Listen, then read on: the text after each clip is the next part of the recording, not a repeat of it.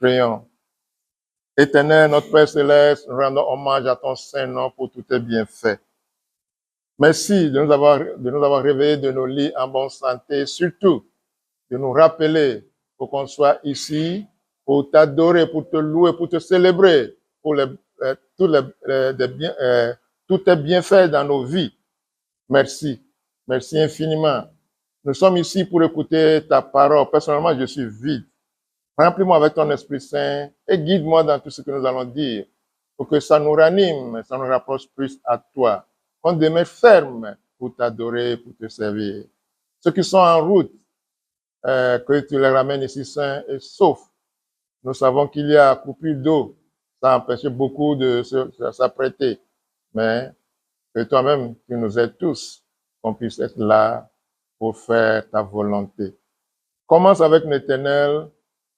Enlève toute chose négative, tout esprit qui va nous empêcher de comprendre ta parole et surtout de le mettre en pratique, que tu nous les enlèves.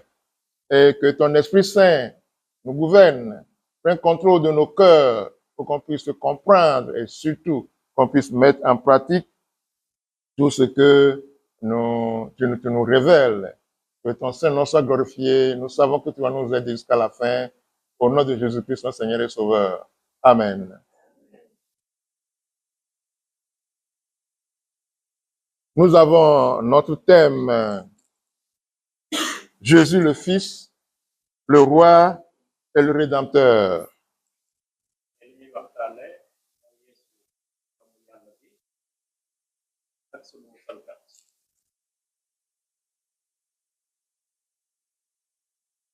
Je veux simplement nous rappeler de certaines choses. Alors, je vais traiter Jésus, le seul Rédempteur, ou bien Jésus, le seul unique Rédempteur.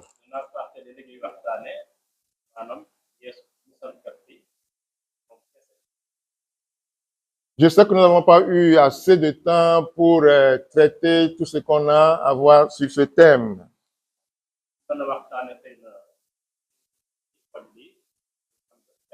Mais s'il plaît à Dieu, peut-être l'année prochaine, on va encore reprendre.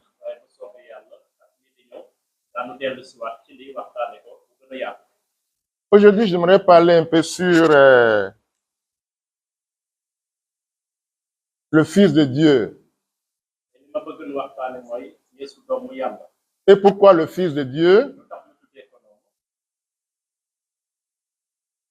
Pourquoi il est venu sur cette terre? Car nous savons que Dieu n'est pas un être humain pour avoir une femme, pour avoir un enfant. Mais pourquoi nous disons Jésus le Fils de Dieu? Et de plus, pourquoi Jésus est venu dans ce monde? Alors, ce sont les choses que je vais voir pendant ma présentation. Commençons avec Jésus, le Fils unique de Dieu. Et lisons ce texte, Matthieu 3, verset 17.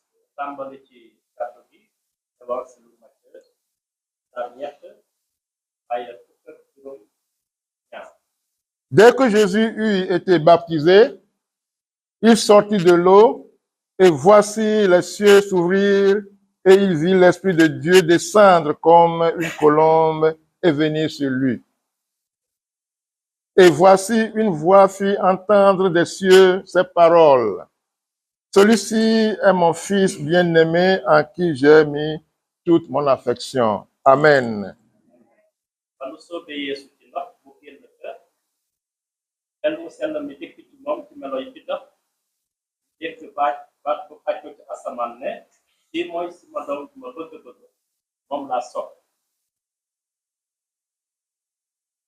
Ceci s'est produit juste après le baptême de Jésus.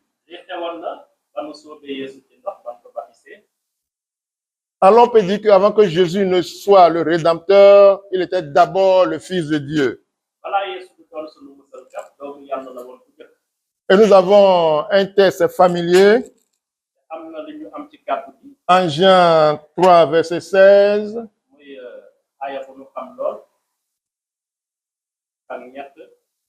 Car Dieu a tant aimé le monde qu'il a donné son Fils unique, afin que quiconque croit en lui ne périsse point, mais qu'il ait la vie éternelle. Amen.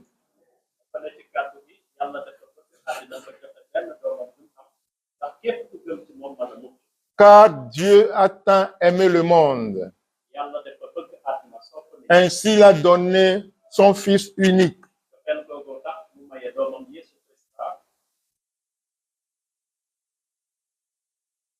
L'amour de Dieu a poussé Dieu à donner son unique Fils.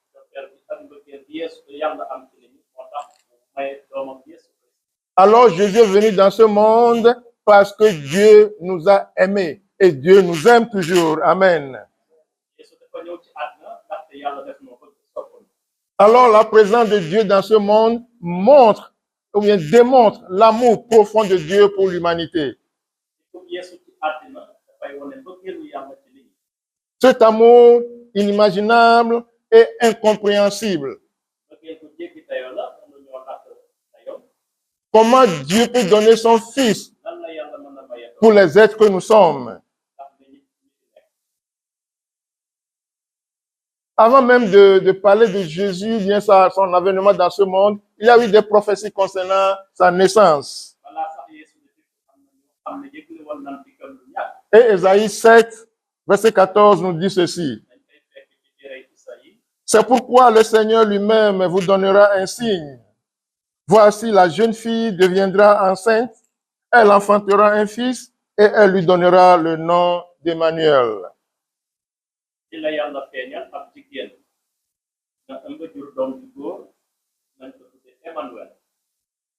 Et Ésaïe 9, 6 et 7 ajoute, car un fils nous est né, un fils nous est donné, et la domination reposera sur son épaule.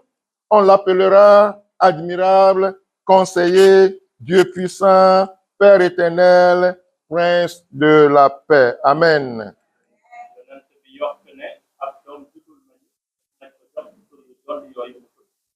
Et Matthieu reprend cette prophétie d'Ésaïe en Matthieu 1, verset 23, nous disant, voici, la Vierge sera enceinte, elle enfantera un fils, on lui donnera le nom d'Emmanuel, ce qui signifie Dieu avec nous.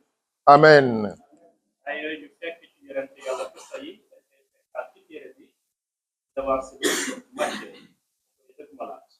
Alors, cette déclaration dans les évangiles, ou bien dans l'Ancien comme le Nouveau, nous montre que Jésus est unique et spécial.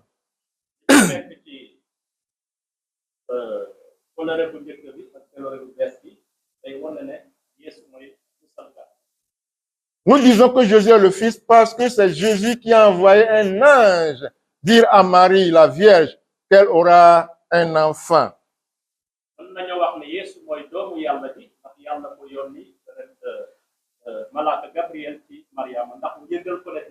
En Luc 1, 26, nous dira que Gabriel est venu chez Marie pour lui dire, ne t'inquiète pas, n'aie pas peur, tu auras un enfant.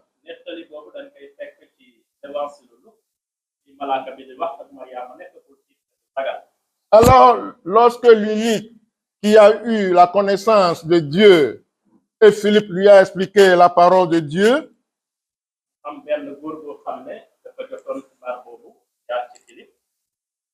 Philippe lui posa une question à Philippe. Ah, tu me dis que je dois me baptiser. Qu'est-ce qui m'empêche de se baptiser? Voici de l'eau. Et Philippe lui dit, si tu crois que Jésus-Christ est le Fils de Dieu. Amen. Alors, ce qui empêchait l'unique de se baptiser, c'est le fait, soit il croit ou bien il ne croit pas que Jésus est le Fils de Dieu.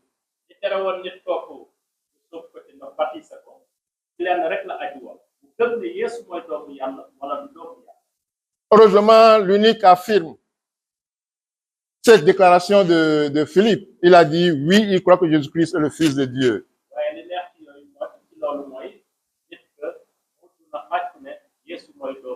Mes frères et sœurs, c'est Dieu seul qui est l'auteur du plan de salut.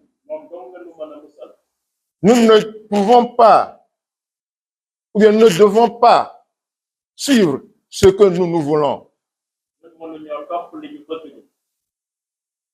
Ce plan de salut qui nous a été tracé dans les Écritures, c'est ça que nous devons chercher et suivre.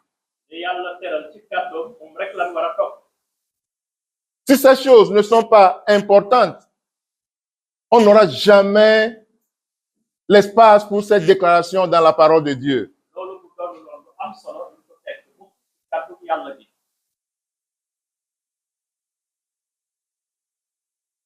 Crois-tu que Jésus-Christ est le Fils de Dieu? Ce n'est pas tout le monde qui peut déclarer qu'il croit que Jésus-Christ est le Fils de Dieu. Jésus le sait bien. C'est pourquoi il dit,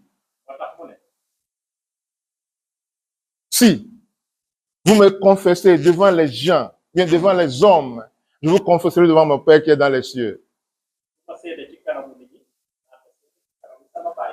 Alors cette confession est importante pour Dieu. Est importante pour Jésus. Parce que beaucoup disent que non, Dieu n'est pas un être humain pour avoir un enfant. C'est pourquoi Jésus insiste qu'avant de venir vers moi, il faut que tu crois que je suis le Fils de Dieu. Alors, mes frères et sœurs, je pense qu'il vaut mieux obéir à la parole de Dieu que de faire quoi que ce soit par nous-mêmes. C'est pourquoi Samuel dit, dans 1 Samuel 15, verset 22, l'Éternel trouve-t-il du plaisir dans les holocaustes et les sacrifices comme dans l'obéissance à la voix de l'Éternel?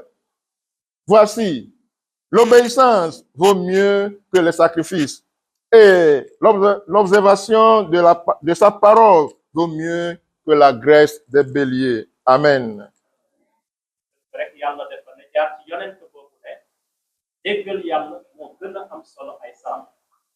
Alors pourquoi nous disons que Jésus est le Fils de Dieu? Parce que c'est Dieu qui a envoyé un ange vers Marie pour lui dire que tu auras un enfant. L'ange Gabriel n'est qu'un messager. Alors si on cherche le père de Jésus, qui sera le père? Supposons que ton père ne sait pas écrire et il t'a appelé. Viens, mon fils, écris-moi cette lettre pour envoyer à ton grand frère qui est à l'étranger. Et tu as écrit ce que ton père dit. Que nouvel an arrive. Cette année, je m'aurais fêté.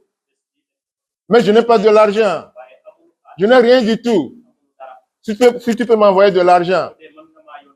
Tu as écrit la lettre. Tu as envoyé à ton grand frère. Ton grand frère a reçu la lettre. Il est en train de lire. Et son ami arrive. Et dit, ah, Joe, qui t'a écrit cette lettre? Quelle sera sa réponse? Dira-t-il, mon fils ou mon petit frère m'a écrit, ou bien sa réponse sera, c'est mon père qui m'a écrit? Vous avez compris? Quelle sera sa réponse? C'est sa mère, c'est son petit frère qui lui a écrit? Qui lui a écrit? C'est son père. Pourquoi? Parce qu'il sait que le message qui se trouve dans la lettre, ça vient de son père. Il sait bien que son père ne sait pas écrire. Mais il dit que non, c'est mon père qui m'a écrit. Parce que son petit frère n'est qu'un messager. C'est dans ce même but, si on cherche le Père de Jésus, on ne trouvera personne d'autre que Dieu qui a envoyé l'ange vers Marie.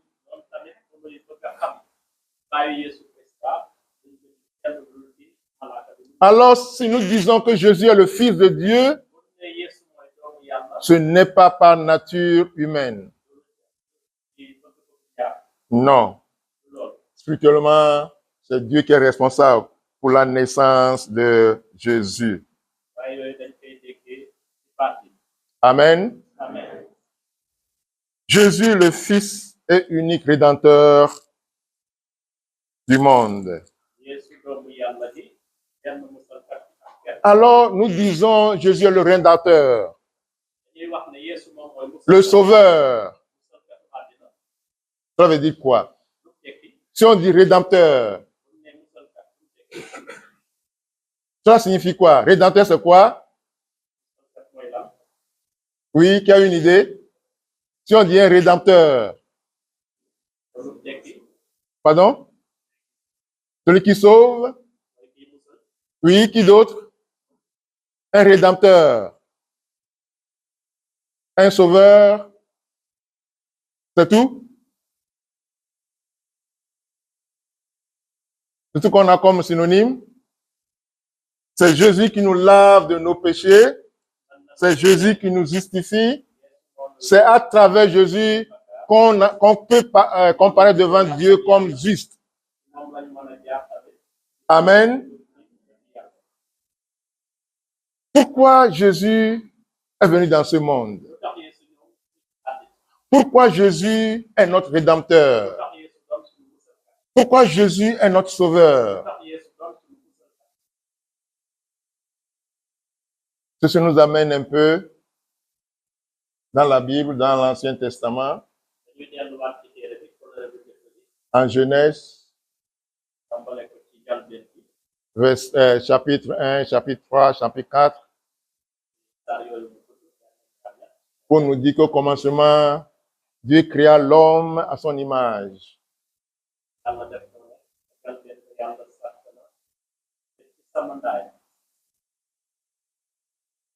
Dieu a mis son esprit en l'homme. Et Dieu et l'homme étaient ensemble comme une famille. Dieu rendait visite régulière ou bien régulière aux hommes qu'il a créés.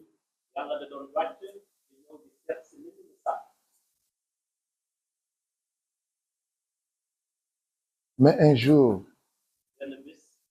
quand Jésus leur rendait visite,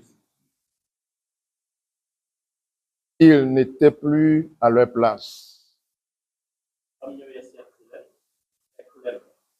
Dieu était étonné. Où sont mes enfants? Il les a appelés. Adam, où es-tu? Oui, j'ai entendu ta voix venir, alors je me suis parti me cacher. Parce que nous avons découvert qu'on était nus. Hé Adam, qui t'a dit que tu es nu?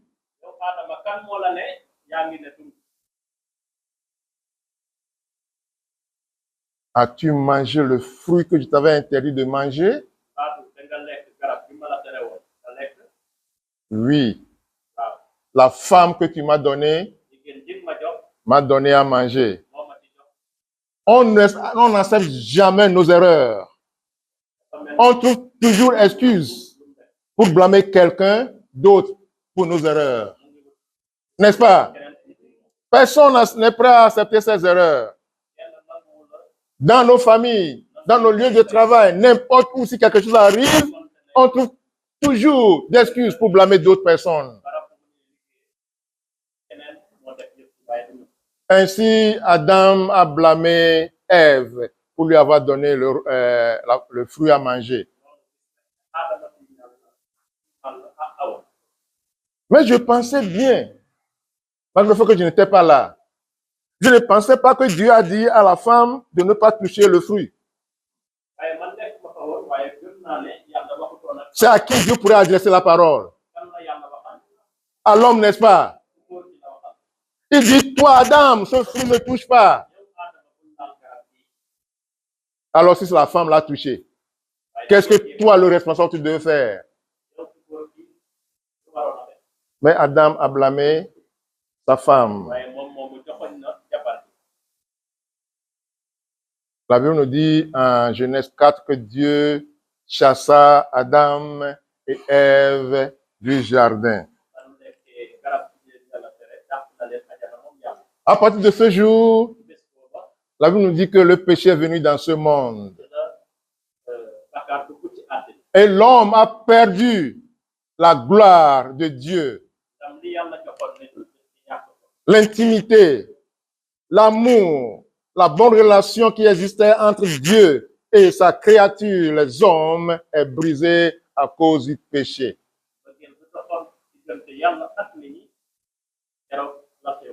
Ésaïe 59, versets 1 et 2 nous dit que la main de Dieu n'est pas courte, ni ses oreilles sourdes pour ne pas nous écouter.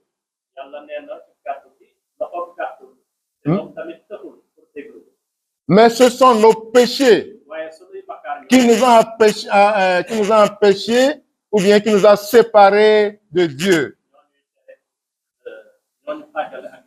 Nos péchés nous ont séparés de Dieu. Mais malheureusement, l'homme est incapable de se sauver par lui-même. L'homme est incapable de se réconcilier avec son Créateur.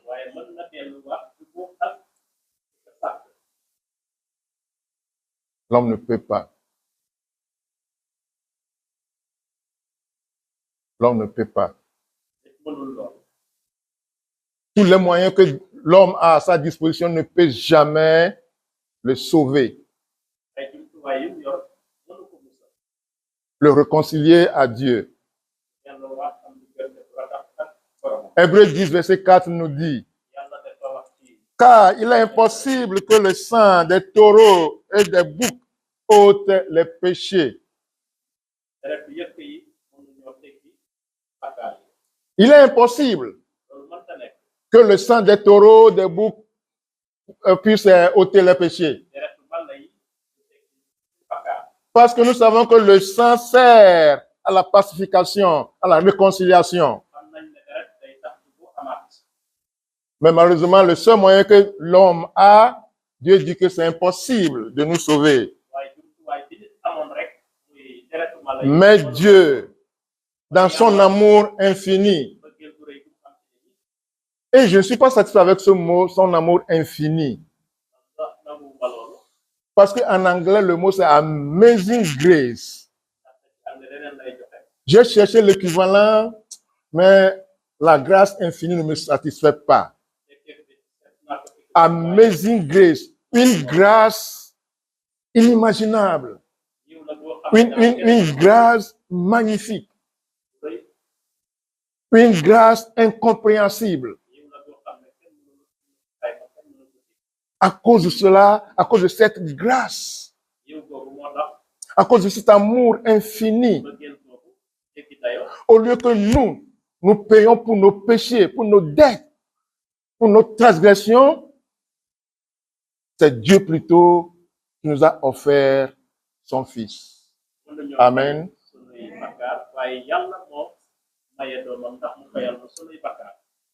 Quel amour inimaginable.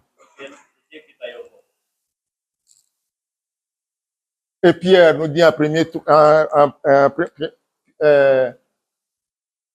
1 Pierre 3, 18. Il dit, Christ aussi a souffert une fois pour les péchés, lui, juste, pour des injustes, afin de nous amener à Dieu, ayant été mis à mort quant à la chair, mais ayant été rendu vivant quant à l'esprit. Amen. Est-ce que c'est juste? Le juste, la personne qui n'a jamais péché, qui n'a jamais commis d'erreur, soit plutôt sacrifié pour les injustes que nous sommes.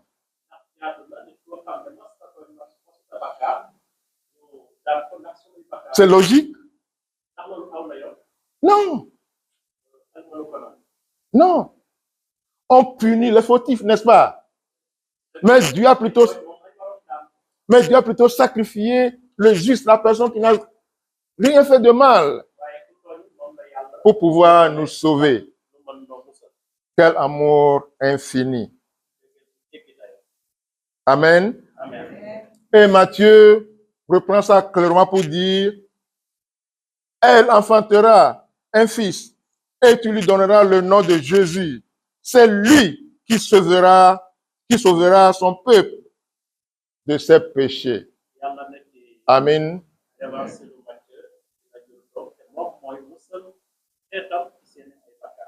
Jésus est venu, le Fils de Dieu est venu pour mourir, pour nous sauver. Pas le contraire. Certains pensent et certains disent que Jésus est venu pour nous sauver. Mais en essayant de nous sauver, il était mort. Ainsi, il n'a pas réussi à nous sauver. C'est faux. Le but principal de Jésus dans ce monde, c'est pour venir se sacrifier pour nous. C'est à travers ce sacrifice que toi et moi, nous serons réconciliés à Dieu.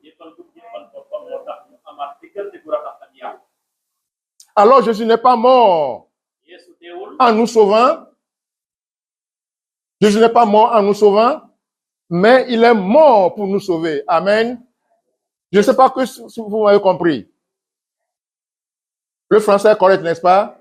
Vous savez que je ne suis pas francophone, alors si je fais des erreurs, pardonnez-moi. Alors, Hébreux 10, verset 10 nous dit, c'est en vertu de cette volonté que nous sommes sanctifiés par l'offrande du corps de Jésus-Christ une fois pour toutes. Amen.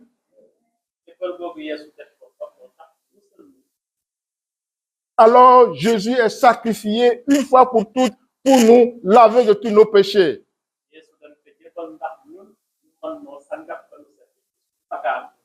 C'est à travers ce sacrifice que toi et moi, nous sommes devenus un avec Dieu. N'oublions pas qu'Éphésiens 2, verset 11, nous dit ceci. Que ça fait un moment, ou bien un temps, que vous étiez séparés du communauté d'Israël. Vous n'avez ni Dieu, ni Christ, ni espoir dans le monde. Mais hélas, aujourd'hui, à travers Christ, vous qui étiez auparavant l'un de Dieu, vous êtes réconciliés à Dieu. Amen.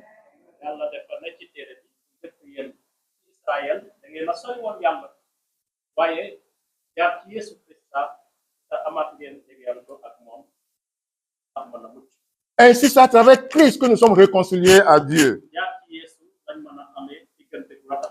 Et Jésus lui-même, en justifiant sa mission salvatrice, a dit ceci.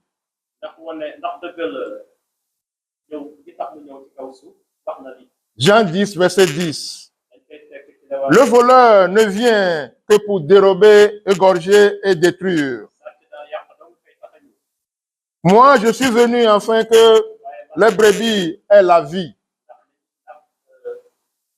Aient la vie et qu'elle soit dans l'abondance.